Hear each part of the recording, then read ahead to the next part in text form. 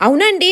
నిజమేనండి. నేను మా చెల్లి మాట్లాడుకోవట్లేదు. ఇలాంటి క్వెషన్ మీకు ఒకటి రావాల్సిందే పక్కా. ఇద్దరి ఛానెల్‌లో ఒకరికొకరు చెప్పుకోవట్లేదు. సో, ఆ సిట్యుయేషన్ అనేది ఇప్పటి వరకు రాలేదు. అందుకే మీ అందరికి కూడా ఈ డౌట్ వచ్చింది కదా! మీ చెల్లితో మాట్లాడుతున్నారా అనేసి. అసలు మీకు ఇంకో విషయం తెలుసా అండి? తెల్లవారు మేము పిల్లల్ని స్కూల్ నుంచి పంపించేస్తాం కదా! తర్వాత పనంతా చేసిన తర్వాత 11 గంటలకండి మా టైం అయితే 11 నుంచి 1 గంట వరకైతే మేము ఫోన్‌లోనే బిజీ ఉంటాము. సో, నా వంట కూడా అయిపోద్ది. తన వంట కూడా అయిపోద్దనమాట. సో, మీలో ఎవరైనా సిస్టర్స్ అయినా, ఫ్రెండ్స్ అయినా ఇలా కాల్ చేస్తూ మాట్లాడుకుంటూ పని చేసుకుంటారా? మేమైతే రోజు 11 నుంచి 1 గంట వరకైతే మాట్లాడుతూ ఉంటామని.